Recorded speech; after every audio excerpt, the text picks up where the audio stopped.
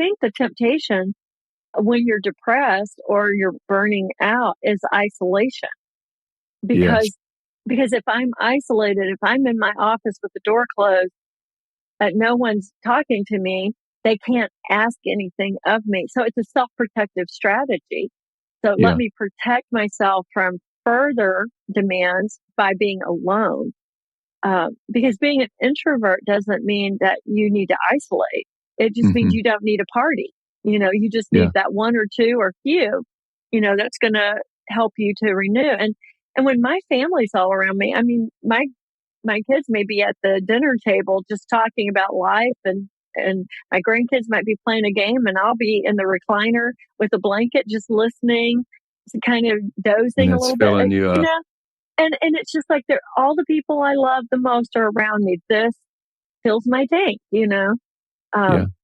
But again, but knowing that about you, knowing what resets you is super important, and that's one thing that resets you.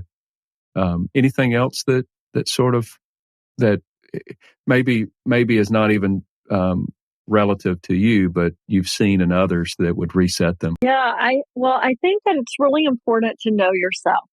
And sometimes people can't figure that out too well, So one of the reasons I think people overload their calendar is they just really do not know who they are. And one way, if you don't know, one way to really figure it out is not who am I, but who am I not? Yeah. I am not. That's really good. Yeah. So we're much quicker to recognize what we're not. Well, I'm not the worship leader at my church for a very good reason. I am not the keyboard player for a very good reason. I am not. So I can make this list of things I am not. And, I can remember years ago being invited to this other country, and they said, like, we're going to have this evangelistic crusade. Thank the Lord. I said, I am not evangelist. Like why they thought that was going to be a good idea, I have no idea.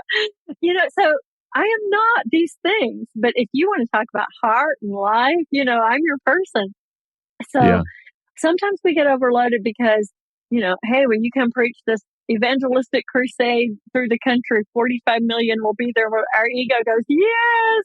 No, you have to know, I am not an evangelist. I am not this. I am not this.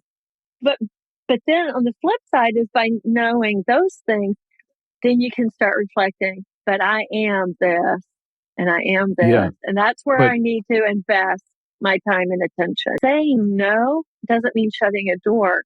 I mean, sometimes saying no means you're opening a door for someone else that is really good and gifted and called. And I think we should be door openers for others, right?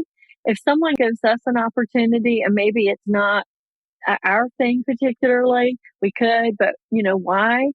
Then being mindful, like, but I do know this guy who's a great coach and leader. Like, so it's really a gift. I love to think that my no is not just I'm shutting people off or out, but my no is that I want to offer you someone that could do a job better than I could.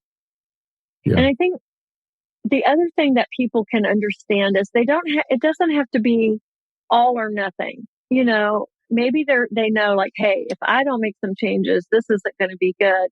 But instead of, I'm going to resign the church and go work at the public library because that seems quiet and peaceful,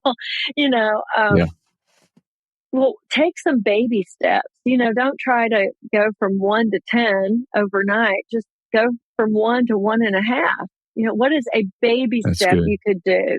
What is one small thing you could do today to take some pressure off, create some breathing room? What is something you can say no to that isn't going to turn the world upside down because you did this? But before we get to that, so 10 years ago, I did a study on pastors, a research study. And I'm not going to go into the details of the study, but some of the findings were amazing. One of the things that built resiliency, like the key thing, there were several things, but one of the key things was that resilient pastors have is they have a network of support.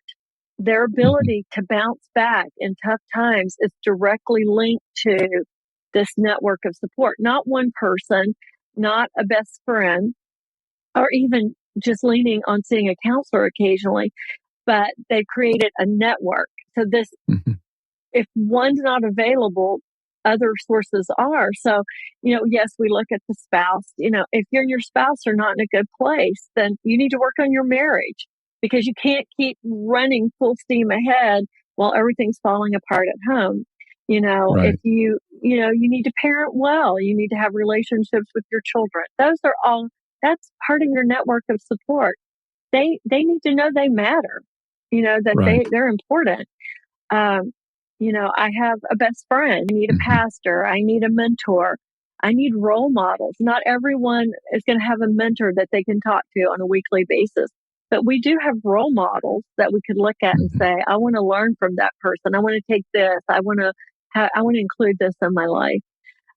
But surprisingly, here I am, a counselor doing this study, and the one thing that is most likely not to happen is for leaders is they do not go to counseling. They are so busy providing the counseling that they don't seek it for themselves. Yeah. And, as